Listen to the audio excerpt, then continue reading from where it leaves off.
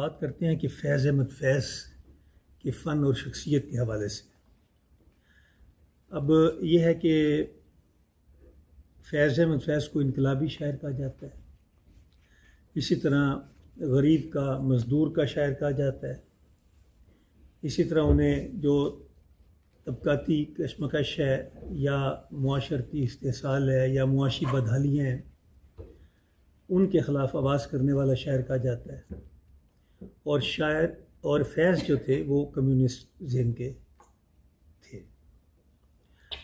जिसकी वजह से उन्होंने हमेशा इनकलाब की बात की और हमेशा जबर इस्तेहसाल के ख़िलाफ़ उन्होंने बात की और कहीं पे अपना सर नहीं झुकाया, जैसे भी हालात हुए। यहाँ तक कि 2 दफ़ा उन्हें जेल में जाना पड़ा और जब दूसरी दफ़ा वो जेल में गए तो उन्हें अयूब ख़ान ने सिर्फ़ इसलिए कि भाई ये जो है ये अपनी ज़ुबान बंद रखें, हिफ्ज़ मा तक़द्दुम के तौर पे उन्हें और उनके साथियों को या इस तरह के लोगों को सेंट्रल जेल लाहौर में कैद कर लिया। तो इस वक्त वो कुछ अरसा उनका सेंट्रल जेल में गुजरा, कुछ किले में गुजरा, किले की जेल में। एक ही बात वो करते थे कि भाई अगर तुम ये लिख के दे दो कि मैं हुकूमत के ख़िलाफ़ कोई बात नहीं करूँगा तो तुम जा सकते हो। फैज़ ने कहा कि ये मैं लिख के नहीं दे सकता। तो फैज़ की जो थी ये एक, आप कहें कि उनका एक मोटो था कि वो अपने असूलों पे सौदेबाजी नहीं करते थे। अब बात यह है कि इनकलाबी शायर बहुत सारे हैं। लास्ट टाइम मैंने हबीब जालब का जिक्र किया, इसके अलावा भी बहुत से शोरा हैं जिन्होंने इनकलाब की बात की, प्रोवोक करने की बात की और हुकूमत के ख़िलाफ़ बात, मतलब है कि अपना अलम जो है वो बुलंद किया।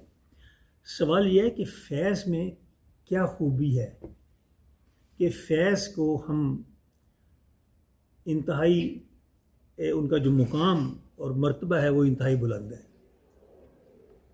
तो ये क्यों हम उनको जो है वो मुकाम देते हैं, जबकि इनकलाबी शायर तो बहुत से आए और बहुत से शोरा ने इनकलाब के ऊपर लिखा भी है। अब बात यह है कि वो इसलिए कि इकबाल ने, फैज़ ने उर्दू की रवायात को नहीं छोड़ा। उर्दू की रवायात में जो खूबसूरतियाँ थीं, जो तशबीहात व इस्तारात मीर से लेके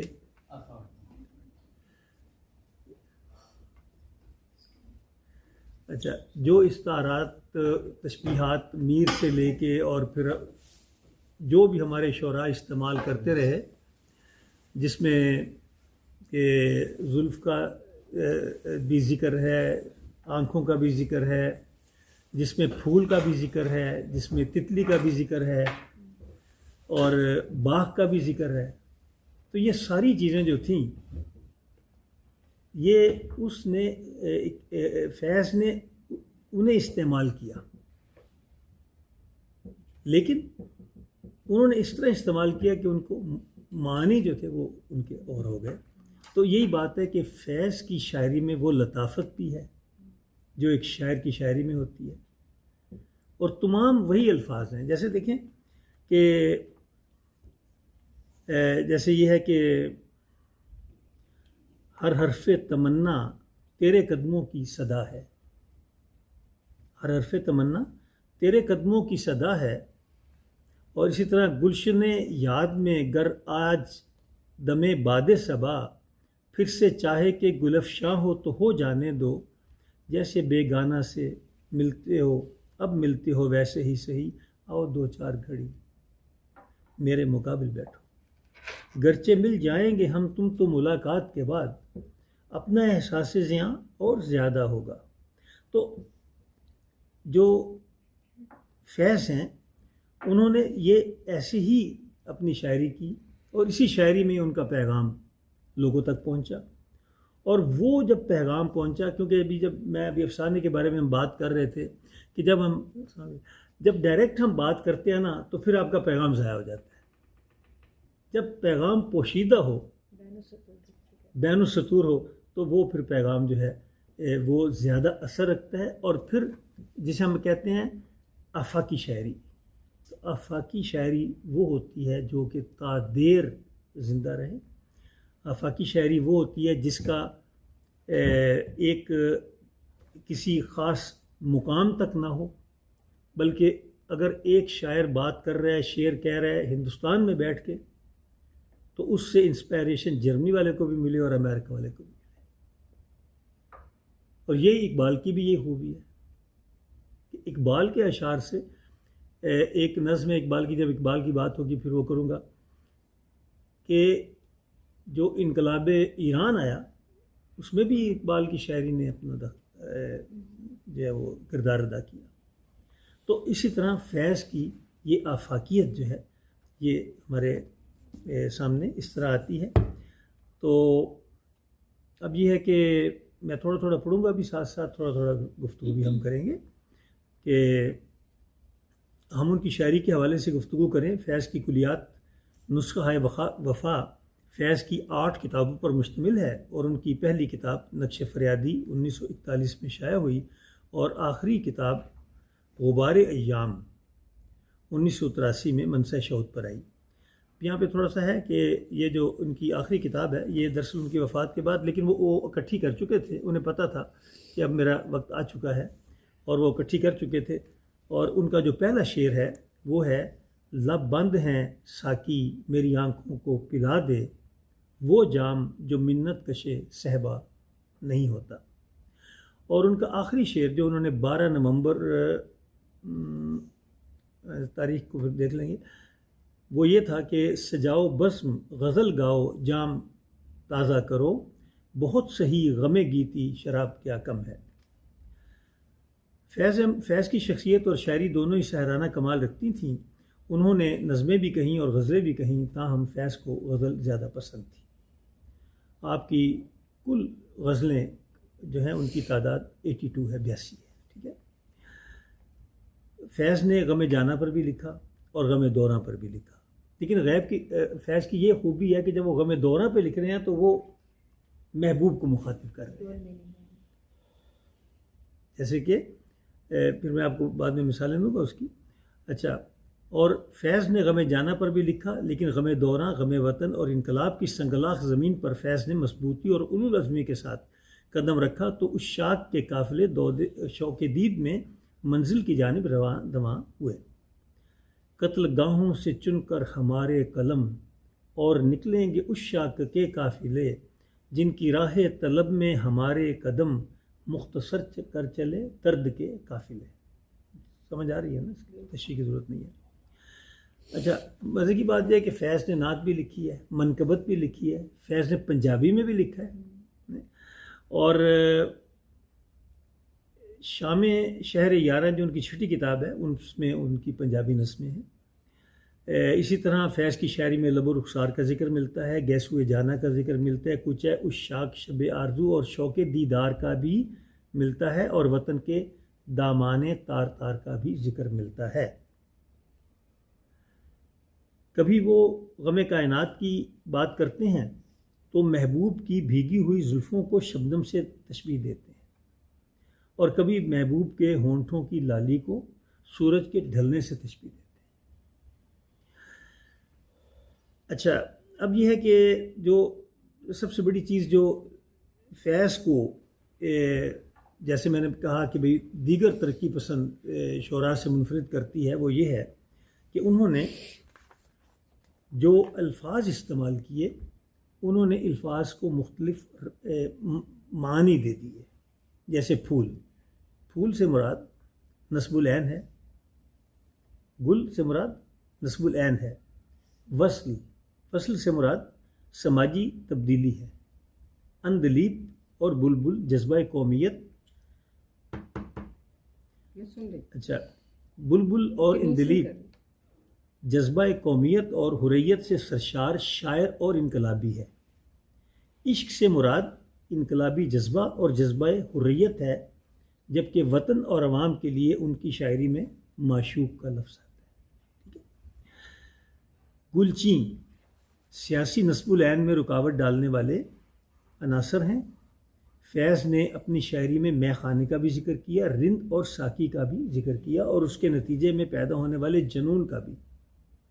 अब ये जो शराब, मैं खाना, प्याला, साकी, ये सारी चीज़ें समाजी और सियासी बेदारी के ज़राए की अलामत है। और रिंद जो है वो मर्द मुजाहिद है, ठीक है। उसके बाद ये है कि जनून, जनून क्या है? मुल्क के लिए कुछ करने का जज्बा, जनून, ठीक है। यहाँ पे है तो वो मजनू वाला जनून, लफ्ज़ वही इस्तेमाल हुआ, लेकिन इससे मुराद ये है कि मुल्क के लिए कुछ करने का जज्बा, समाजी इंसाफ की तड़प और इनकलाब की तड़प। फैज़ की शायरी को जब ऊपर दिए गए मानी के तनाज़र में पढ़ा जाए तो फैज़ का मुकाम सामने आता है, ठीक है ना। अब मैं ये शेर पढ़ता हूँ। सुनने को भीड़ है सरे महशर लगी हुई, तोहमत तुम्हारे इश्क की हम पर लगी हुई। अब ये देखें ना, ये वो इश्क, अपने मुल्क का इश्क, कि मुल्क के इश्क की तोहमत हमारे पर है और हमारे ख़िलाफ़ जो है वो एक भीड़ लगी हुई है रोज़े महशर। रिंदों के दम से, रिंदों के दम से आतिशे मैं के बग़ैर भी, यानी कि अगर आपने हमारे मैं खाने में से शराब उठा भी ली है और हमारे में आप समझते हैं कि वो जो गर्मी है वो नहीं आएगी, कहता है कि है मैं कदे में आग बराबर लगी, हमारा जोश कम नहीं होगा। तो ये इसी तरह अब देखें, दस्ते सयाद, दस्ते सयाद भी आजिज़ है, कफ़े गुलची भी। अब गुलची कौन है? जो कि नस्बुल ऐन में रुकावटें डालने वाला है। दस्ते सयाद शिकार करता है, जो कि हाँ, तो दस्ते सयाद भी आजिज़ है, उसकी भी नहीं चल रही, और गुलची की भी नहीं चल रही। बुए गुल ठहरी ना बुलबुल की ज़ुबान ठहरी, ना बुलबुल ने बोलना बंद किया है और ना ही जो फूल है उसकी खुशबू में कमी आई है। अब देखें, लफ्ज़ वही इस्तेमाल हुए हैं लेकिन बात कहीं और जा रही है, ठीक है। तो ये बुनियादी चीज़ थी जो कि फैज़ अहमद फैज़ में, कि ये इसी तरह वो कहते हैं कि अदीब समाज का बाशऊर रुकन होता है। अपने समाज और मुआशरे से अदीब के दो रिश्ते होते हैं। It's very important. अपने समाज और मुआशरे से अदीब के दो रिश्ते होते हैं, एक समाज का आम रुकन होने की हैसियत से और दूसरा अदीब होने की हैसियत से। इस तरह अदीब पर दोहरी जिम्मेदारी आयद होती है, ठीक है। वो हर शायर की तरह बुनियादी तौर पर आशिक मिजाज थे। उनकी इब्तदाई शायरी इसी कैफियत के ज़ेर असर है जो उनकी किताब नक्श फरियादी के पहले हिस्से में शामिल है, जिसमें मिलाने तबे हुस्न इश्क की जानिब है।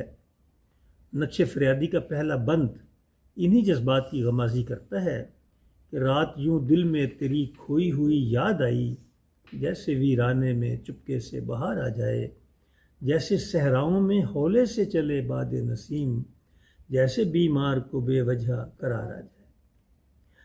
अब यह है कि नक्श फरियादी का जो पहला हिस्सा है, मैं अभी उसकी भी आपको तफसील से बताऊंगा। उसके भी दो हिस्से हैं, और पहले हिस्से में जो है ना चंद गज़लें हैं, यानी कि 30 के करीब है, मैं तादाद आपको बताता हूँ अभी, जिसमें कि इस तरह के जज्बात लाओबालीपन के। लेकिन उसके बाद फिर क्या, वो आगे कहते हैं ना, आओ थोड़ा सा प्यार कर लें हम, ज़िंदगी ज़र निगार कर लें हम। और फिर क्या कहते हैं, मेरी जान भी अपना हुस्न वापस फेर दे मुझको, मुबादा अजनबी दुनिया की जुल्मत घेर ले मुझको। और फिर ये हुआ है कि जूँ जूँ फैज़ जो हैं वो थोड़ा बड़े हुए तो उनके ज़हन में जो वो चीज़ गालिब आई कि भाई ये मुआशरे में क्या हो रहा है, मुआशरे में मज़दूर का खून पिया जा रहा है, मुआशरे के गरीब लोगों का इस्तेसाल हो रहा है, तो फ़ौरन उनका ज़हन उस तरफ चला गया। और फिर उन्होंने कहा कि और भी गम है ज़माने में मोहब्बत के सिवा, राहतें और भी हैं वक्त की राहत के सिवा। और फिर फैज़ कहते हैं कि आलमी के साथ बाजारी, बेरोज़गारी, फटे पुराने लिबास में फिरते नन्हे बच्चे, मुआशी बदहाली और नाहमवारी, इक़्तिदार पर अहले हवस के कब्ज़े, मेहनत कशों के गज़ हुए हकूक़ और साम्राज्य आनी पंजे गर्ज, ये सब कुछ फैज़ की ये मैंने लिखा, सब कुछ फैज़ की हसास और नाजुक तबीयत बर्दाश्त ना कर सकी।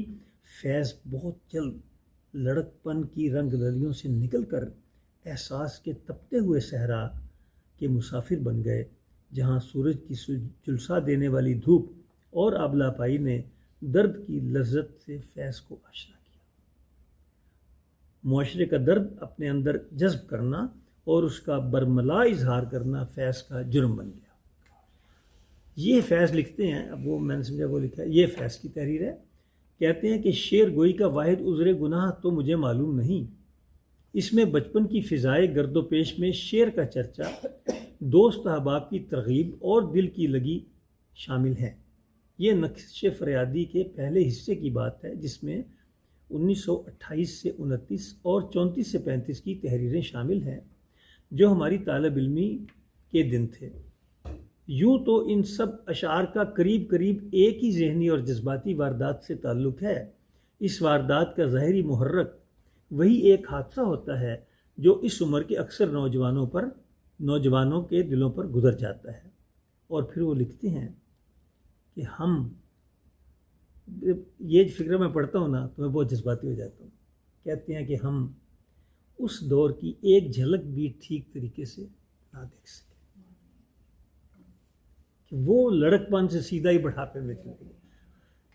तो और उस का जो है ना थोड़ा सा रंग मिलता है वो उनकी नज़म यास में, वो भी मैं अभी बताऊंगा आपको, कि बरपते दिल के तार टूट गए।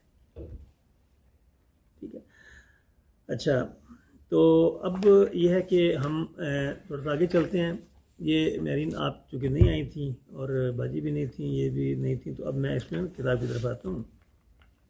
अच्छा,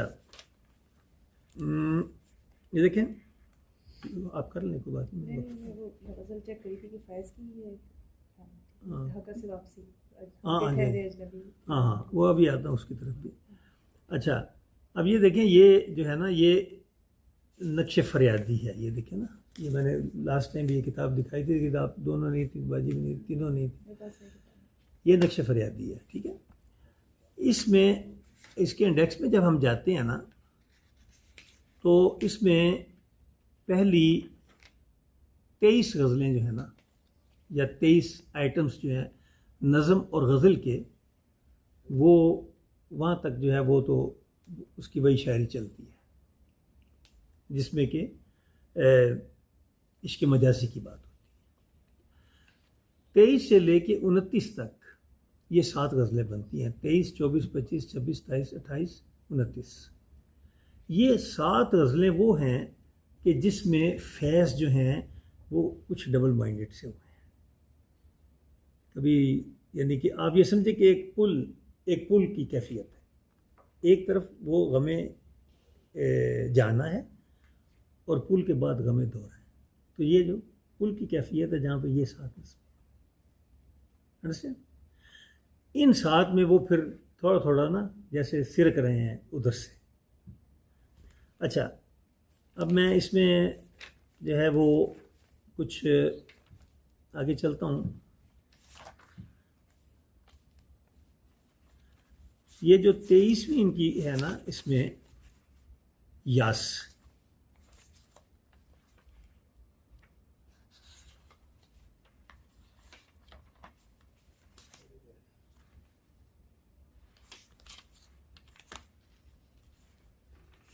अच्छा हाँ, ये जो 23वीं की नज़्म है ना, ये वो है कि जो यास है, जिसका भी मैंने वो मिसरा पढ़ा कि बरबते दिल के तार टूट गए।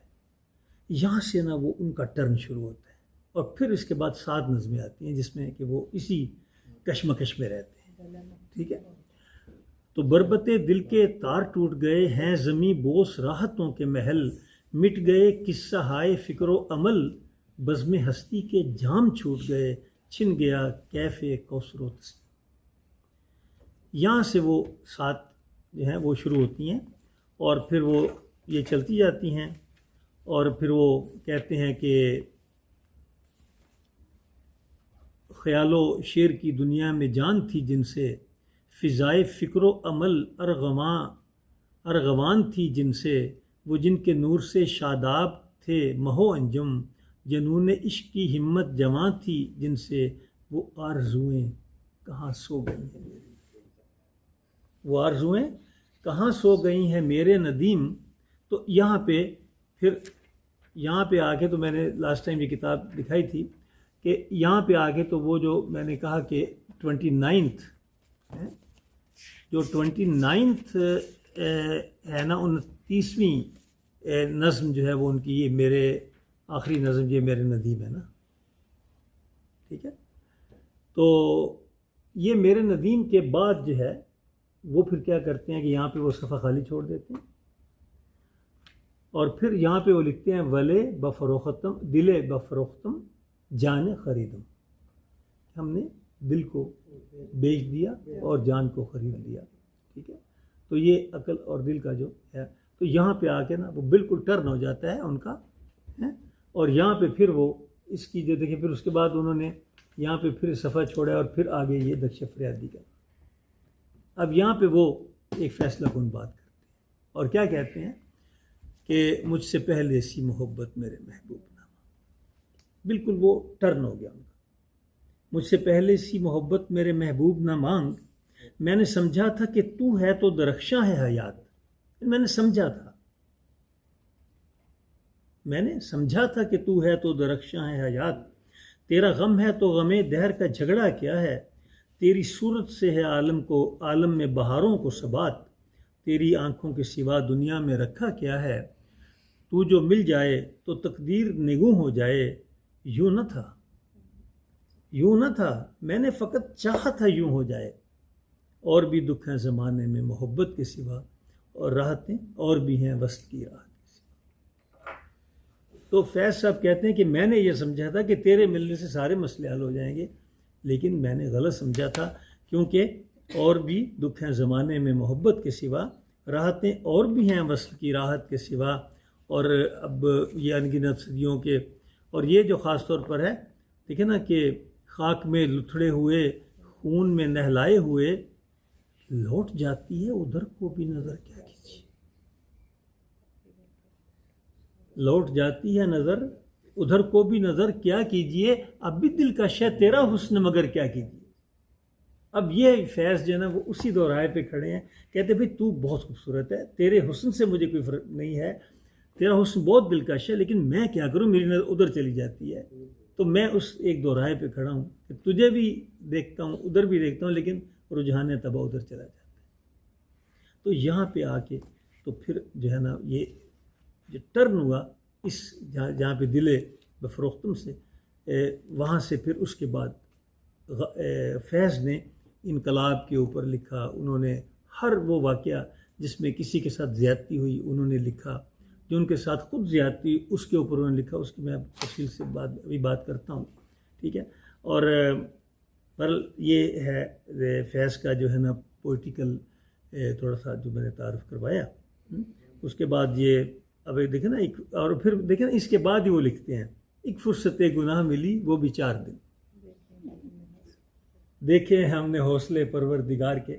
तो वो कहते हैं कि एक अफ़गानी पठान लड़की थी जो कि उनके मोहल्ले में रहती थी, तो वो वहाँ से गुज़रते उसे देखते, तो वो फिर ये है कि वो फिर ऐसा ज़माना तो नहीं था, आज भी नहीं है पाकिस्तान में कि वो इजहार किया जा सके, तो बस वो अंदर ही अंदर फिर ना एक वो पलता रहा इश्क। तो वो फिर उन्होंने ये वाली शायरी लिखी, और उसके जैसे ये शेर भी, अदाए हुस्न की मासूमियत को कम कर दे, गुनाहगार नज़र को हिजाब आता है। तो फिर वो चले गए वहाँ पे पढ़ने के लिए लाहौर, तो फिर वो वापस आए तो वो खिड़की से वो लड़की उन्हें नज़र नहीं आई, हाँ नज़र नहीं आई, तो पता चला कि उसकी शादी हो गई है। तो फिर जब एक दफ़ा गए तो वो लड़की अपने खाउन के साथ आई हुई, तो उसने कहा कि भाई फैज़ को बुलाया, और उसने कहा कि भाई क्या रास्ते में मिले होंगे, तो उसे कहते हैं कि भाई ये मेरा खाउन है, देखा कितना खूबसूरत है? तो वो फैज़ साहब बेचारे, तो फिर थोड़ा आगे गए ना तो लड़की वापस आई, नहीं पहले तो उसे तारफ़ करा, फिर लड़की वापस आई, फिर आगे उसे कहती है देखा मेरा खाउन कितना खूबसूरत है। तो फिर उसने वो नज़म लिखी रकीब से, ओह बड़ा प्यारी। वो भी बड़ी प्यारी नज़म है, ठीक है। अच्छा, तो हम उनकी शायरी के ऐसे वाक़यात के ऊपर भी हम गुफ्तगू करेंगे। वो शायरी इतनी बड़ी है कि वाक़यात बहुत ही बच्चेगाना और छोटे लगते हैं उसके सामने। हाँ, उनका माखिज़ ऐसे लगता है कि इतनी छोटी चीज़ नहीं हो सकती। बहुत बड़े ब्यूटीफायर हैं फैज़ जो है। हाँ, हाँ, ब्यूटीफायर। ब्यूटीफायर, बिल्कुल सही बात है। अच्छा, नज़म है आप आज बाजार में पाब जोला चलो, वो कितनी खौफनाक हकीकत के ऊपर कितनी हसीन। हाँ, वो भी बड़ी वो भी बड़ी अपना वो आपने पढ़ा है ना वाक़या वो उसका भी, वो जो जी जी जब उन्हें बेड़ियाँ बना के ताकि वो बैठ के लग गया है। अच्छा, अब यह है कि फैज़ का ना थोड़ा सा हम तारुफ जो है वो करते हैं, उसके बाद फिर हम उसकी शायरी के ऊपर बात करेंगे कि फैज़ जो हैं वो 13 फरवरी 1911 बरोज़ सोमवार पैदा हुए। आपके वालिद साहब बैरिस्टर थे, बैरिस्टर चौधरी सुल्तान मोहम्मद ख़ान। ये काला कादर में पैदा हुए थे। Kala Kadar at that time was the district of Sialkot. तो हम इसलिए ये कह सकते हैं, मतलब जब वो उनकी सवानी हयात लिखी जाती है तो फिर वो काला कादर की बजाय ये कि भाई आप सियालकोट में पैदा हुए। इस वक्त काला कादर जो है वो डिस्ट्रिक्ट नारोवाल का कस्बा है। अच्छा, 1915 में उन्होंने अंजुमन इस्लामिया के मदरसे से हिफ्ज़ कुरान में दाखिल हुए। 3 सिपारे हिफ्ज़ किए तो और उसके बाद उन्होंने, मतलब वो कहते हैं कि आंखें ख़राब हो गई थी तो फिर वो छोड़ना पड़ा। लेकिन फैज़ अपने इंटरव्यू में बताते हैं कि उन्हें इस बात का दुख है कि मैं हिफ्ज़ कुरान क्यों ना कर सका। 1929 में मरे कॉलेज सियालकोट से इंटरमीडिएट के इम्तिहान पास किया। 1931 में गवर्नमेंट कॉलेज लाहौर से BA ऑनर किया और बाद MA किया। 1933 में MA अंग्रेज़ी किया और 1934 में अरबी में MA किया। यानी कि फैज़ जो थे अरबी और अंग्रेज़ी के MA उन्होंने किए हुए थे। और उनके असातिज़ा में पीतरस बुखारी का नाम तो आपने सुना होगा, उनके असातिज़ा में शामिल हैं। उसके बाद डॉक्टर ये MD तासीर जो हैं, MD तासीर के बारे में भी लास्ट टाइम मैंने बताया था, वो सुलेमान तासीर के वालिद थे और ये भी उनके असातिज़ा में थे। मौलाना चिराग हसरत भी शामिल थे उनके असातिज़ा में। अब्दुल मजीद सालिक, हरीब चंद अख्तर, सूफ़ी तबस्सुम, ये आपके असातिज़ा में शामिल थे। और फिर इस तरह 1935 में आपने MAO कॉलेज में अंग्रेज़ी के लेक्चरार के तौर पर अपना काम शुरू किया। ये अमृतसर जो है ना, अमृतसर जो आप गए हैं ना, ये इनकी लाइफ में एक बहुत बड़ा चेंजिंग लाया है अमृतसर। अगली कहानी मैं आगे बताता हूँ आगे इनकी, लेकिन अमृतसर से मुझे याद आया, अमृतसर जब आप गए हैं ना तो अब ये था कि वो भी जो मैंने वो बताया कि वो इश्क वाला मामला था, उसका भी वो ज़ख़म था अभी फैज़ साहब को। जब वहाँ गए हैं तो उन्हें वहाँ एक ख़ातून मिली है, उनका नाम था डॉक्टर रशीद जहाँ। ये डॉक्टर रशीद जहाँ और उनके जो मियाँ थे, ये दोनों जो थे ये कम्युनिस्ट पार्टी के बड़े एक्टिव मेंबर थे।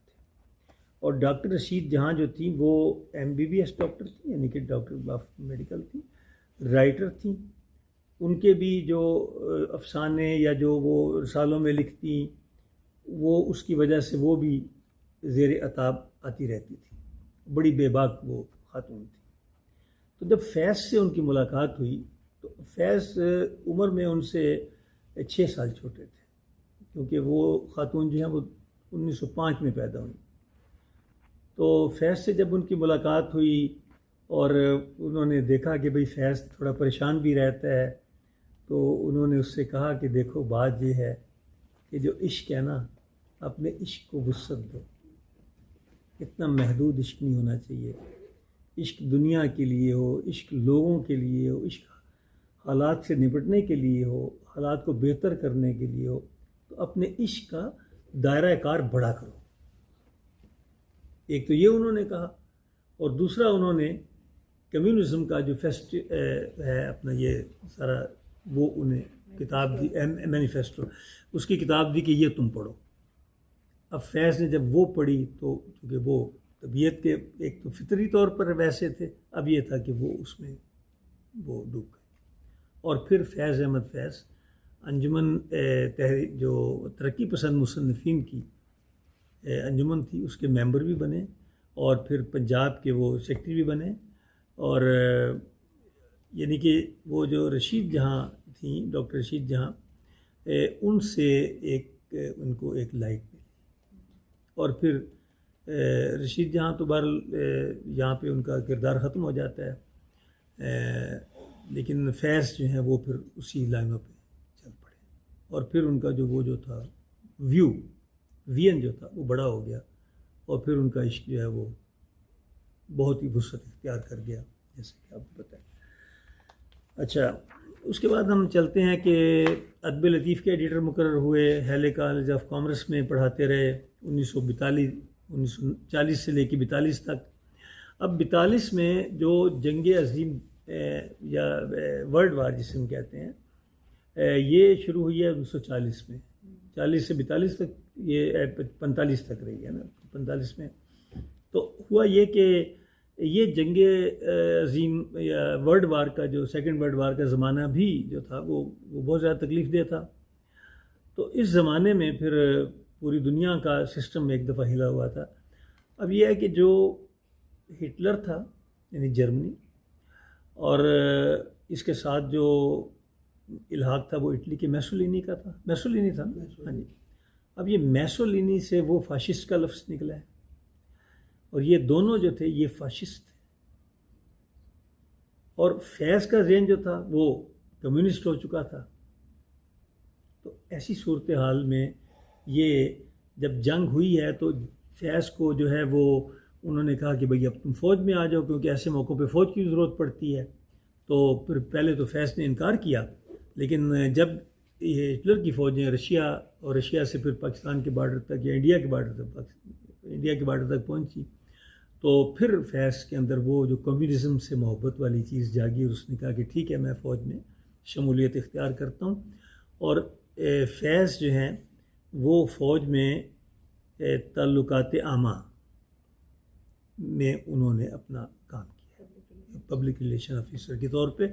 और फिर उनको वो मेजर और फिर करते करते लेफ्टिनेंट कर्नल तक वो पहुँचे, और फिर उन्होंने जब जंग ख़त्म हुई तो उन्होंने वो नौकरी छोड़ दी। ये भी लिखा है कि उनकी तनख्वाह 3,500 रुपये थी फ़ौज में, लेकिन उन्होंने कहा कि मैं ना लेक्चरार की तनख्वाह 350 है, वो मेरे लिए ज़्यादा बेहतर है, मैं अब फ़ौज को छोड़ूँ। लेकिन उनको जब पूछा जाता कि भाई तो आप अंग्रेज़ फ़ौज में क्यों शामिल हुए, तो उन्होंने वो यही कहते कि क्योंकि ये जो इस वक्त जो सूरत हाल है वो ये है कि ये फ़ाशिस्ट के ख़िलाफ़ हम लोग जो है वो जंग कर रहे हैं, और ये उनका एक एम था। उसके बाद आप जो हैं वो ये 47 में फिर उन्होंने छोड़ दिया। 47 के बाद पाकिस्तान बन गया। फिर उसके बाद पाकिस्तान के नेशनल आर्ट काउंसिल के सेक्रेटरी 1959 से लेकर 1962 तक रहे। फिर 1962 से 64 तक आप बरतानिया चले गए। वापस आके अब्दुल्ला हारून ट्रस्ट कॉलेज के प्रिंसिपल मुकर्रर हुए आपके कराची में। वहाँ पे उन्होंने काफ़ी काम किया है फैज़ ने ना, तालीमी हवाले से। 1978 में मुल्क छोड़कर बैरूत में मुकीम हो गए। अब ये 78 में ज़ियाउल हक का दौर था, तो जब ज़ियाउल हक का दौर आया तो फिर इनके ऊपर भी तो जो था ना वो नज़र रखी जाती थी। तो फिर ये एक दिन घर से निकले सीधा कराची से इंग्लैंड, और इंग्लैंड से होते हुए इस तरह मतलब वो ना निकल गए पाकिस्तान से। उन्होंने कहा भाई अपना, क्योंकि फैज़ का तो यही मसला रहा, हर हुकूमत के साथ जो है वो मसला रहता था उनका ना। अच्छा, तो उसके बाद जो है वो जेल में भी रहे। जेल का जो है वो आपको पता है कि 1951 9 मार्च 1951 को उन्हें अरेस्ट किया गया और 12 अप्रैल 1955 को, यानी कि 4 साल 1 माह और 11 दिन की उन्होंने जेल काटी है। जेल में जो उन्होंने शायरी की है उस शायरी ज़्यादा जो है वो जिंदा नामा में है, लेकिन जो उनका दूसरा शेरी मजमूआ है दस्ते सबा, उसमें भी कुछ गज़लें हैं। ठीक है, जेल के बारे में बड़ी इंटरेस्टिंग बातें वो लिखते हैं। एक तो ये बात कि पहले जो 4 महीने थे फैज़ के, वो उन्हें फैसलाबाद और सरगोदे की जेलों में रखा गया, और वो कहते हैं कि वो कैद तन्हाई थी जिसमें मुझे रखा गया, और उसमें हमें कागज़ और पेन नहीं दिया गया। तो फिर फैज़ ने वो अशार लिखे थे कि मताए लोहो कलम छिन गई तो क्या गम है, कि खूने दिल में डबो ली हैं उंगलियां मैंने, और हर एक हल्का जंजीर पर ज़ुबां मैंने मताए लोहो कलम छिन गई तो क्या गम है कि खून दिल में डबोली हैं उंगलियां मैंने।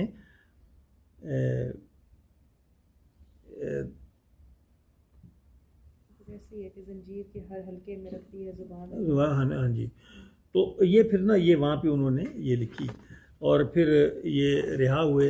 रिहा होने के बाद फिर चलता रहा काम, लेकिन जब अयूब ख़ान का ज़माना आया तो अयूब ख़ान ने जो है वो अयूब ख़ान के दौर में उन्होंने एक मार्शल्ला में उन्होंने जो है ना सेफ्टी एक्ट के तहत जो है वो गिरफ़्तार किया गया, जिसका सेंट्रल जेल में रखा गया लाहौर की, और फिर किले में रखा गया। और फिर वहीं से 4 महीने जब उन्होंने ऑफ़र की कि भाई ये लिख के दे दो, उनके यही तो फिक्रा नहीं लिखना कि भाई यही नहीं लिखना, बाकी जो मर्ज़ी करो। तो बहरहाल तो उसमें फिर वो जो है वो वाक़या भी आता है जो अभी जिसका अभी हम जिक्र कर रहे थे कि फैज़ जो थे वो किले में थे, तो उनके दांत को दर्द हुआ तो वो ले गए डॉक्टर के पास। तो डॉक्टर के पास ले गए तो डॉक्टर समझ गया कि फैज़, उसने कि भाई कल फिर आना। अब डॉक्टर रोज़ाना उससे कहता कि भाई डेली आके चेक कराओ, है, ताकि इस बहाने वो फैज़ को थोड़ा सा जेल से रिलैक्स मिले और वो बाहर आए। तो एक दिन जब फैज़ को ले जाना था तो गाड़ी ख़राब हो गई और उन्होंने टांगे पे बिठा लिया, और टांगे की पिछली सीट पे, और वो हथकड़ियाँ लगी थी तो लोगों ने पहचान लिया। और फिर वो जो थे लोग उसके पीछे पीछे देख रहे हैं कि ये फैज़ जा रहे हैं, क्योंकि उस वक्त ज़माना तो नहीं था इंटरनेट का, तो देखने का शौक़ था, तो लोग पीछे पीछे भाग रहे हैं, देख रहे हैं कि फैज़ जा रहे हैं। तो फिर उन्होंने वो नज़म लिखी थी कि आज बाज़ार में पाबिजोला चलो। ठीक है। अच्छा, अब हम थोड़ा सा इसी हवाले से हम कुछ शायरी की तरफ आते हैं। अब जो ये सामने आता जाएगा,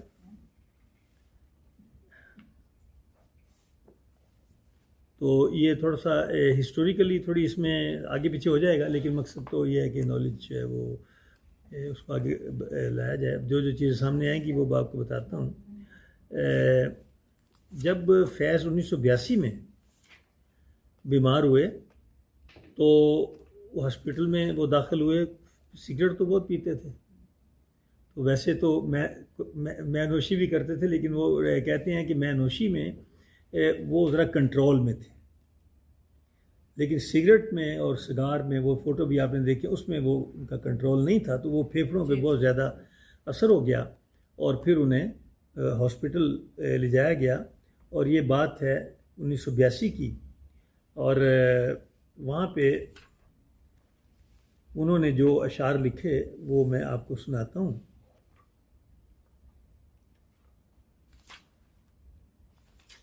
वो थे कि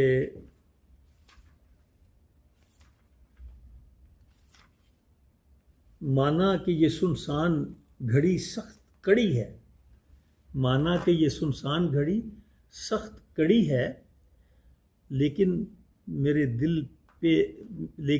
दिल ये तो फ़कत एक घड़ी है। हिम्मत करो जीने की तो एक उम्र पड़ी है।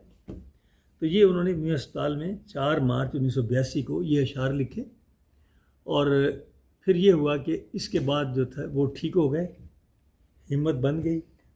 1982 की बात है ना। ये उसी वक्त की बात है जब उनको वो एक हार्ट अटैक गालिबन हुआ था, और उसके ऊपर भी एक नज़म है हार्ट अटैक के नाम से, और वो पढ़ते हुए आपको लगता है कि आपको भी हार्ट अटैक हो रहा है। वो इस तरह उन्होंने बयान किया उसमें कि आपको लगता है आपको भी दिल का शायद ये, हाँ, ये 82 की है ना। हाँ जी, उसका नाम ही गालिबन। तो ये 82 की ये जो है ना, ये अच्छा वो देखते हैं। फिर हिम्मत करो जीने को तो एक उम्र पड़ी है, तो फिर वो उन्होंने हिम्मत की और फिर वो ठीक हो गए। और फिर 1982 के बाद वो फिर इंग्लैंड भी गए, मुशायरा भी पढ़ा, और वो उनकी ज़िंदगी का कहते हैं कि आखिरी मुशायरा था। उसके बाद वापस आए और फिर 1984 में उनकी वफ़ात हुई है। ठीक है। अच्छा, अब इसी तरह हम आगे चलते हैं।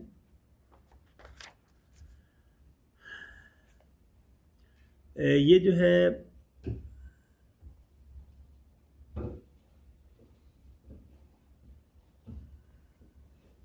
अच्छा, ये जो पिंडी केस है उसकी भी थोड़ी सी बात कर लेते हैं।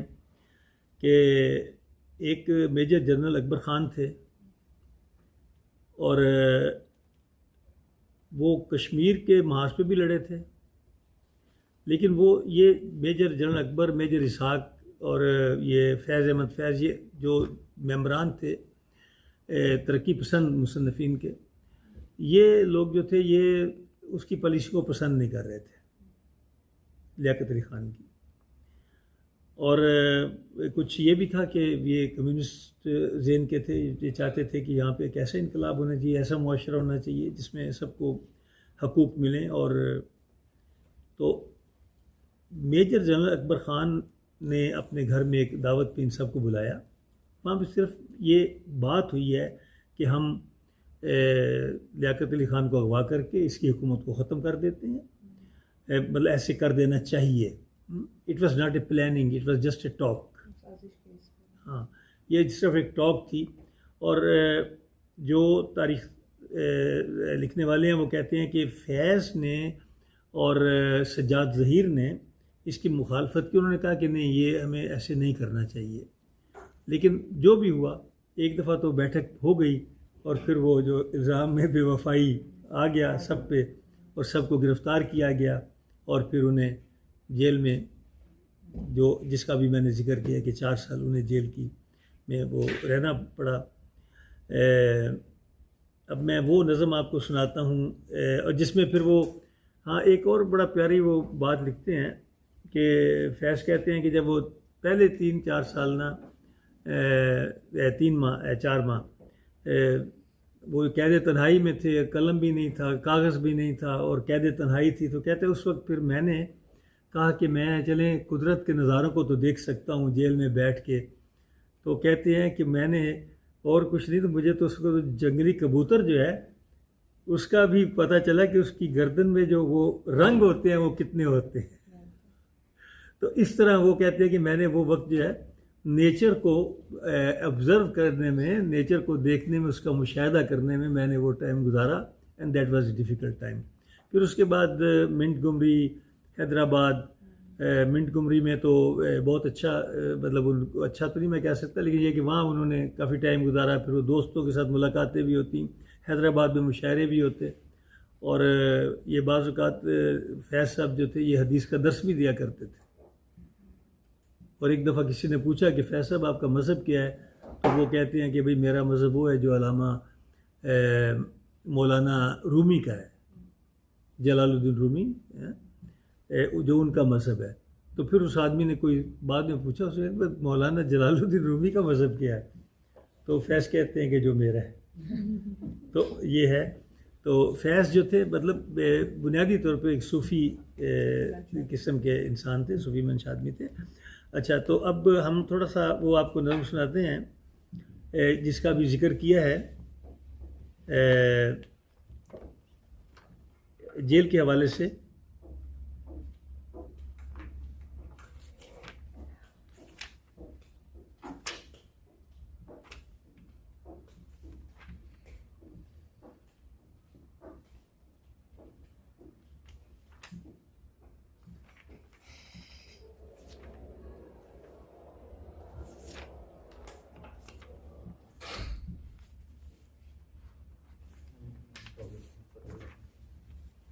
हाँ, चश्मे नम। हाँ जी भाजी, खैरियत से आप? थक तो नहीं गई? कुछ थक गए। थक गए? इधर आके बैठ दे भाई के पास। सही बात है। नहीं, फर्क पड़ जाता है ना। नहीं ऐसे नहीं।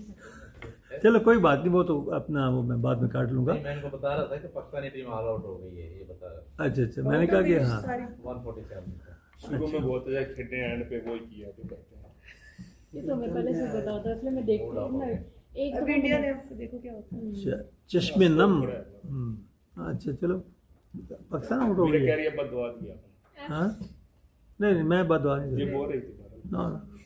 नहीं बहुत ही कर रहे हैं। नहीं, मैं कह रहा था कि आप ना देखें मैच, इधर तवज्जो करें। तो उसके बाद वो आउट होना शुरू हो गया। मेरा बोल रही थी बददुआ दिए ना। नहीं बददुआ दे, हमारे से दुआओं की तवक्को रखें।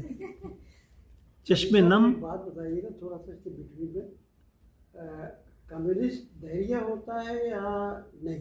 नहीं, नहीं, वो लास्ट टाइम मैंने बात की थी कम्युनिस्ट को धैर्य क्यों समझा जाता है या कम्युनिस्ट मज़हब के ख़िलाफ़ क्यों बात करते हैं। ठीक है, वो उसकी वजह ये है कि जब कैपिटलिज्म आया है तो उसके फिर कार्ल मार्क्स ने, जो द फाउंडर ऑफ दैट ना, उसने जब ये देखा कि कैपिटलिज्म इस्तेसाल कर रहा है इंसान का, और अब मज़दूर की तो मजबूरी है, कैरी ऑन, वो मेरे पास ही है, वो काट लूँगा मैं खुद। तो मज़दूर की तो मजबूरी है कि उसे मजदूरी करनी है। अब उसको 5 यूरो घंटा दें, 2 रुपये दें, 1 रुपया दें या उसके ऊपर ज़्यादा बोझ डालें, उसने तो करना है। चश्मे नम जाने शोरीदा काफ़ी नहीं, तोहमते इश्क़ पोशीदा काफ़ी नहीं, आज बाजार में पाबिचोना चलो। दश्त अफशां चलो, दस्त अफशां चलो, मस्तो रक्सां चलो, खाक बरसर चलो, खूब बदामा चलो, राह तकता है सब शहर जाना चलो। हकमे शहर भी, मजमए आम भी, तीरे इल्ज़ाम भी, संगे दुश्नाम भी, और सुबह नाशाद भी, ज़ोरे नाकाम भी, उनका दम सांस अपने सिवा कौन है, शहर जाना में अब बासिफा कौन है। दस्ते कातिल के शायां, दस्ते कातिल के शायां रहा कौन है, रख्ते दिल बांध लो, दिल फगारो चलो, फिर हमें कत्ल हो, फिर हम ही कत्ल हों, आए यारो चलो। तो ये था उसका वो जो है वो फैज़ का। और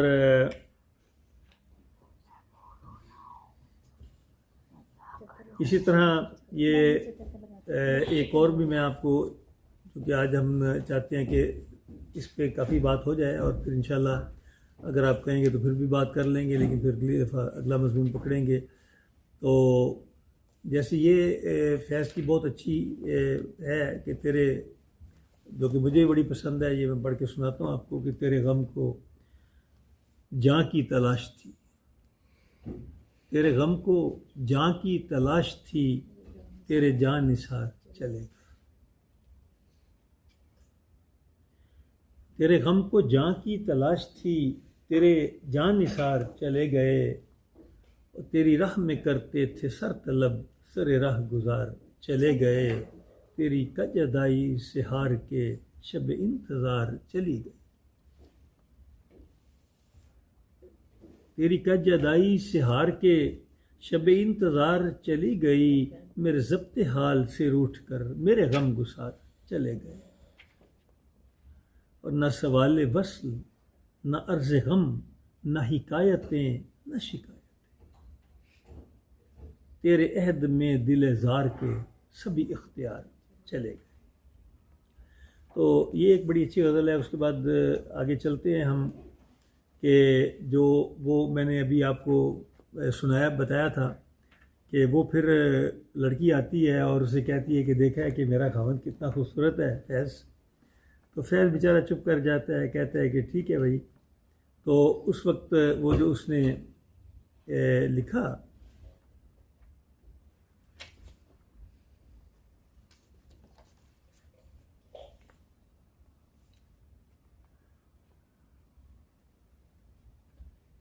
उस वक्त फैज़ का जो था वो उनका बहुत सारा वो तब्दील तो हो चुका था, जहन उधर जा चुका था। तो फिर वो उसने फैज़ ने लिखा, आके वाबस्ता हैं उस हुस्न की यादें तुझसे, जिसने इस दिल को परी खाना बना रखा है।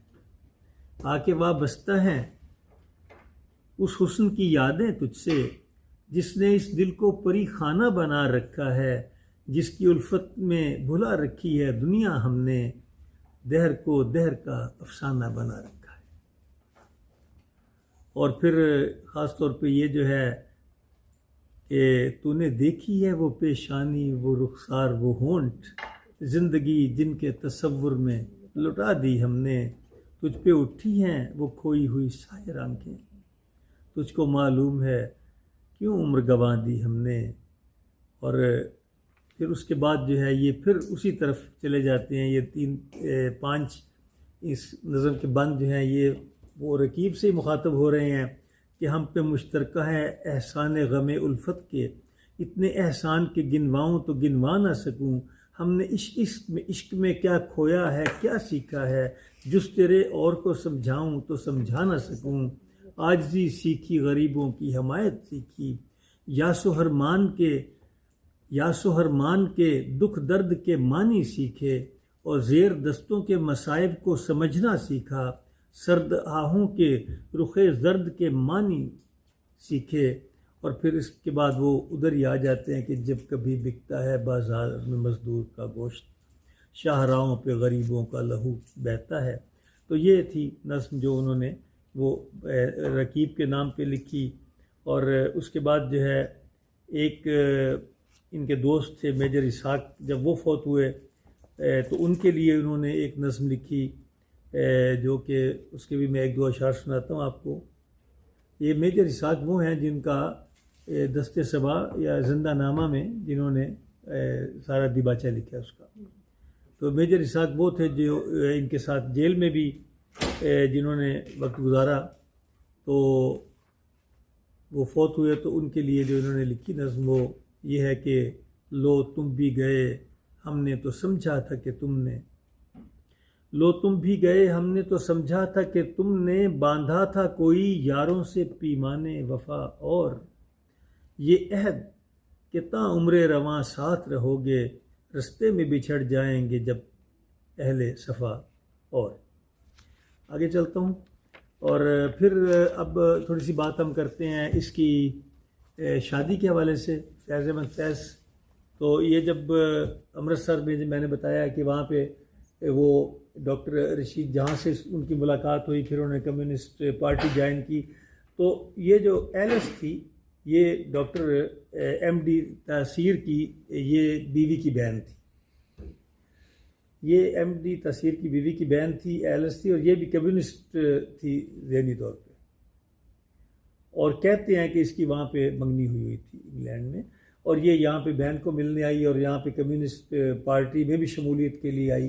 तो जब वो यहाँ आई है तो अब आगे से फैज़ साहब की किस्मत कि जंग छिड़ गई। अंडरस्टैंड तो हो जाती है, लेकिन वो याद है कि अब्रे करम अब इतना बरस के वो जा ना सके। तो वही हुआ कि जंग छिड़ गई और फैज़ की इनके साथ अंडरस्टैंडिंग तो हो ही रही थी, और उसके बाद जंग छिड़ गई। अब मोहतरमा वापस ना जा सकी, तो उन्होंने ये जो है वो अपनी अम्मी से बात की कि मैं शादी करना चाहता हूँ।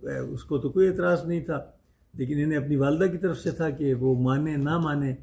तो बहरहाल इन्होंने अपने घर वालों को मना लिया, और उसके बाद जो है उसकी एलिस से शादी हो गई, और एलिस का नाम उन्होंने इस्लामी नाम कलसूम रखा। और एलिस ने फिर सारी ज़िंदगी उनके साथ आखिर दम तक बड़ा अच्छा साथ निभाया। उनकी कैदोबंद की सोबतों में भी उनके साथ रही, क्योंकि उनके जहन एक थे ना, दोनों वो कम्युनिस्ट थे, दोनों के वही जहन थे, वही सोच थी। तो लर्नेड बच्चे पैदा हुए दोनों के, और हाँ जी बहुत लर्नेड इनकी औलाद भी जो है। हाँ, और 2 बच्चियाँ मुनज़्ज़ा और हाँ, वो भी बड़े काबिल हैं। दोनों बच्चियाँ बहुत काबिल हैं। तो ये है फैज़ की जो शादी के हवाले से। यहाँ पे एक और काबिल ज़िक्र बात है कि फैज़ जब एलिस से शादी, तो एलिस ने 2 शर्तें रखी थी। उसने कहा था कि एक शर्त तो मेरी ये है कि जो तलाक़ का हक़ है ना, अगर कल को कोई खुदा न खास्ता फटा हो जाए तो तलाक़ का हक़ मेरे पास होना चाहिए, मेरे पास भी होना चाहिए। यानी कि हमारे रिलीजन में नहीं, वो तो कोर्ट में जाना पड़ता है ना, औरत को कोर्ट मतलब ज़बानी नहीं, लेकिन वो जो निकाहनामा होता है ना, उसमें एक कॉलम होता है। अगर आप क्रॉस कर दोगे तो फिर औरत खुद से हाँ जी हाँ जी। तो वो था कि वो तो अब आ गए हैं ना, उस वक्त तो नहीं थे। हाँ जी, वो तो अब जो है वो होंगे आगे आ चुके हैं। अवेयरनेस नहीं थी, या वो वही बात है। अभी जो मैंने एक लाइन काट देते थे, लेकिन था आज भी काट दिया जाता है। ट्रेडिशन था कि उसके ऊपर यूं करना में क्रॉस ना, मौलवी साहब खुद ही अदायब बेनियाजी से यूं कर देते और आप उस एक की कीमत आप उन खवातीन से पूछे जो कोर्ट में चक्कर लगा। सही बात। कोर्ट में अब नहीं लगा। तो एक उसने ये कहा था कि ये जो राइट मेरे पास होना चाहिए, और दूसरा एलिस ने कहा कि तुम दूसरी शादी नहीं करोगे। ठीक है, तो ये थी फैज़ और एलिस की आपस में जो है अपना समझौता हुआ, और वो निकाहनामा जो है वो फैज़ घर में मौजूद है। फैज़ घर जो पाकिस्तान में है ना, लाहौर में, वहाँ पे जब आप दाखिल होते हैं ना तो एक फैटरीन है, शोकेस है, उसके अंदर पड़ा हुआ है ये वाला निकाहनामा। अच्छा, उसके बाद हम थोड़ा आगे चलते हैं। ये मताए लोहो कलम का तो मैंने बता दिया ना। उसके बाद जो है वो हम चलते हैं आगे। तो जब पाकिस्तान बना है तो अब वही बात है ना कि इकबाल तो इनकलाबी बंदे थे, फैज़ इनकलाबी बंदे थे। पाकिस्तान बना तो उन्होंने कहा कि नहीं नहीं, ये दाग दाग उजाला, ये वो शहर तो नहीं सही बात है। तो वो तो भर देखे ना, लेकिन वो बात तो आज तक भी, जो आपने सही बात की, वो तो आज तक भी वही सूरत हाल है। आज 70 साल हो गए, हमारा मुल्क ये फैसला नहीं कर सका कि जो सब 70 साल में ये फैसला नहीं कर सके कि छुट्टी जुमे को होनी चाहिए कि इतवार को होनी चाहिए। ये वो तो कर लिया फैसला, काफी साल हो गए। कई दफ़ा तब्दील हुए हैं। नहीं, एक दफा हुई एक ही दफा। ऐसा। और फिर ये नहीं, बहुत सारी चीजें हैं। बिजली के मसाइल नहीं हल हो सके 70 साल में। दुनिया चांद पे कौन गई? 78 years। अभी काम इतना पीछे 8 आ साल रहे हो। काम कर दे रहे हैं। हाँ। थोड़ी रियायत दे रहा हूँ। आप इस गिरत आप होते हैं। अच्छा, तो अब वो नज़म आपको पढ़ के सुनाता हूँ कि जो 1900 जो पहली नज़म देखे ना, इधर पाकिस्तान बना है तो फैज़ साहब ने 1947 में इधर पाकिस्तान बनाया तो साथ ये नज़म लिखी, सुबह आज़ादी। ये दाग दाग उजाला, ये शब गजीदा शहर, वो इंतज़ार था जिसका, ये वो शहर तो नहीं, ये वो शहर तो नहीं जिसकी आरज़ू लेकर चले थे यार के मिल जाएगी कहीं मंजिल। फलक के दश्त में तारों की आखिरी मंजिल, कहीं तो होगा शबे सुस्त मौज का साहिल, कहीं तो जाके रुकेगा सफ़ीनाए गमे दिल। जवां लहू की पुरस्रार शाहराहों से चले जो यार तो दामन पे कितने हाथ पड़े। दियारे हुस्न की बेसब्र ख्वाबगाहों से पुकारती रही बाहें बदन बुलाते रहे। बहुत अजीज़ थी लेकिन रुखे शहर की लगन, बहुत करी था हसीना ने नूर का दामन। सुबक सुबक थी तमन्ना दबी दबी सी थकन, अभी चरागे सरे रह को कुछ खबर ही नहीं। अभी गिरानी ये शब में कमी नहीं आई, न जाते दीदा वो दिल की घड़ी नहीं आई। चले चलो कि वो मंजिल अभी नहीं आई। तो ये थी वो नज़्म जो कि 78 साल से चल रहे हैं। ये इसी तरह ही चल रहे हैं। और एक और जो अगली जो मैं आपको सुनाना चाहता हूँ वो ये थी कि नज़म निकाल लूँ, फिर वाक़या भी सुनाता हूँ आपको कि अमेरिका में एक कम्युनिस्ट जोड़े को सज़ाए मौत हुई। तो फिर उन्होंने ये नज़म लिखी थी, तेरी तारीक राहों में मारे गए। तो ये भी इसकी ये बैकग्राउंड है कि वो मैं आपको सुनाता हूँ।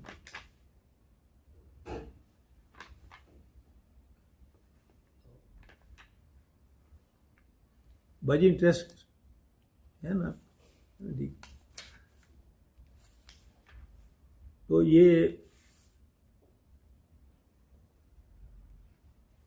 अमेरिका में ये एक जोड़े को सज़ाए मौत हुई जो कि कम्युनिस्ट तहरीक के मेंबर थे, सज़ाए मौत। तो फिर उन्होंने फैज़ ने ये नज़म लिखी थी कि हम जो तारीक राहों में मारे गए, तेरे होंठों के फूलों की चाहत में हम। अब देखें ना, वही जो पहले मैंने शुरू में जिक्र किया है, बात वो मरने की हो रही है, इधर फूल और चाहत का जिक्र हो रहा है।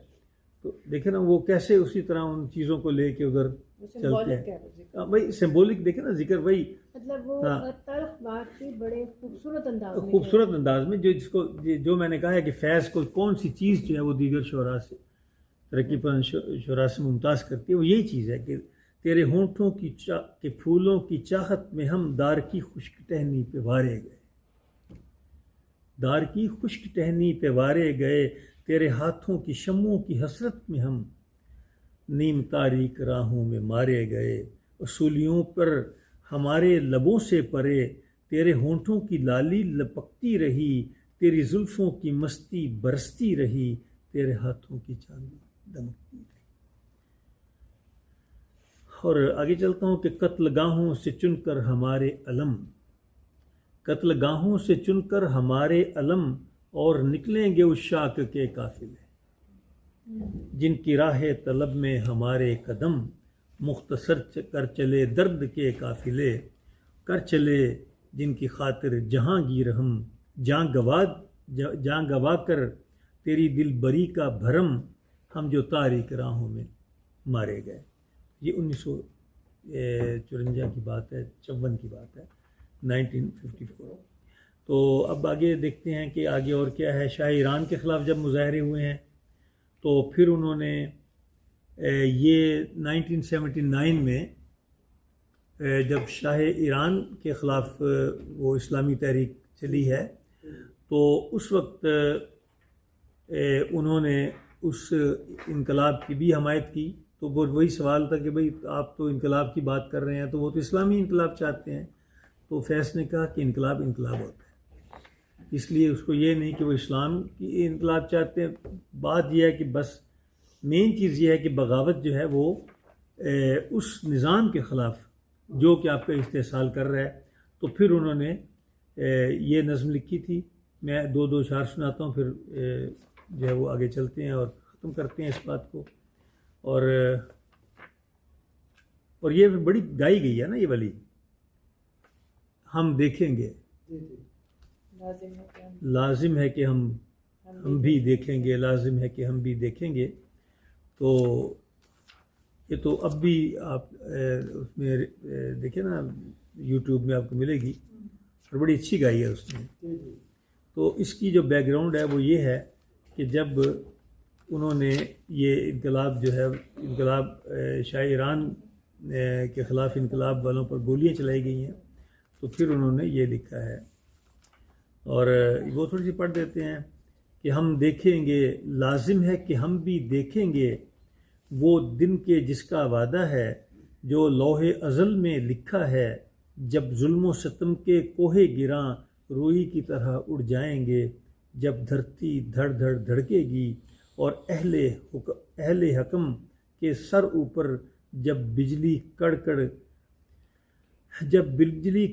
कड़केगी, जब अर्ज़े खुदा के काबे से सब बुत उठवाए जाएंगे, हम अहले सफ़ा मरदूद हरम मसनद पे बिठाए जाएंगे, सब ताज उछाले जाएंगे, सब तख्त गिराए जाएंगे, बस नाम रहेगा अल्लाह का, जो गायब भी है हाजिर भी, जो मंजर भी है नाज़िर भी, और राज करेगी खल्के खुदा, जो मैं भी हूँ और तुम भी हो। तो ये उस वक्त लिखी गई। उसके बाद अब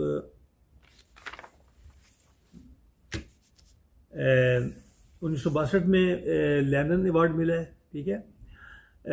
1959 में फैज़ ने एक फ़िल्म बनाई थी, जागो हुआ सवेरा। तो ये मशरक़ी पाकिस्तान में बनने वाली पहली उर्दू फ़िल्म थी।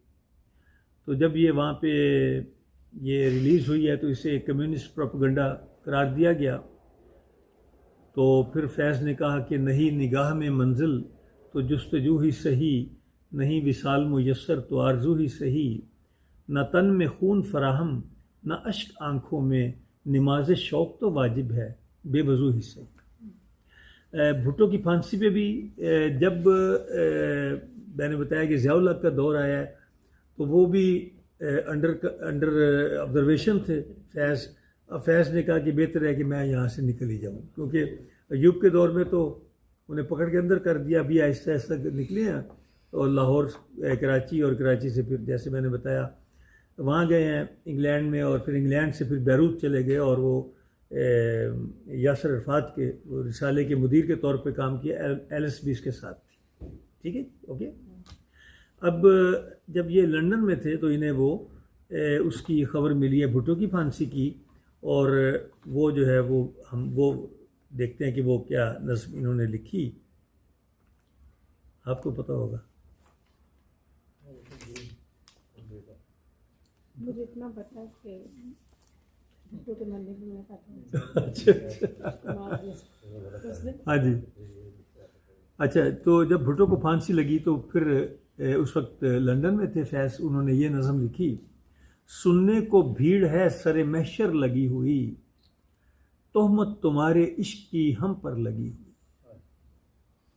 रिंदों के दम से आतिशे मैं के बग़ैर भी है मैकदे में आग बराबर लगी हुई, जो अभी मैंने पहले आपको सुनाई। आबाद करके शहर खामोशां हर एक सू,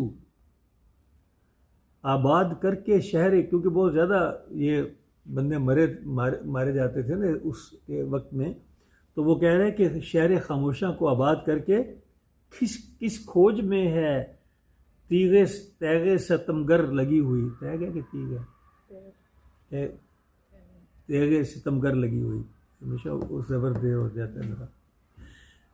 किस खोज में है तेगे सितमगर लगी हुई, अब वो किसको मारना चाहती है, बंदे तो सारे मार दिए उन्होंने। तो आखिर को आज अपने लहू पर हुई तमाम, आखिर को आज अपने लहू पर हुई तमाम, बाजी मयाने कातिलो खंजर लगी हुई, लाओ तो कत्ल नामा मेरा मैं भी देख लूँ, बड़ा प्यारा शेर है। लाओ तो कत्ल नामा मेरा मैं भी देख लूँ, किस किस की मोर है सरे महजर लगी हुई। तो ये भुट्टो की फांसी के वक़्त उसने कहा। फिर उसके बाद एक और वाक़या हुआ कि जब अयूब ख़ान ने फ़ातिमा जिन्ना से इलेक्शन जीता या उसे जितवाया गया, तो उसका जश्न गौर अयूब ने कराची में करने का फ़ैसला किया, और वहाँ पे फिर जो था हंगामा हुआ, और एक नौजवान जो था वो मारा गया, और उसकी लाश को सड़क पर रख के सारी रात एहतजाज हुआ, लेकिन कुछ भी ना बना। तो उस वक्त जो था फैज़ ने ये नज़म लिखी थी, कहीं नहीं है कभी कहीं भी नहीं है। तो उसके मैं 2-4 अशार सुनाता हूँ आपको। तो मकसद तो ये है कि आज फैज़ की सारी हम बरगर्दानी करें इसके कलाम की। कहीं नहीं है कहीं भी नहीं लहू का सुराग, न दस्तो नाखुन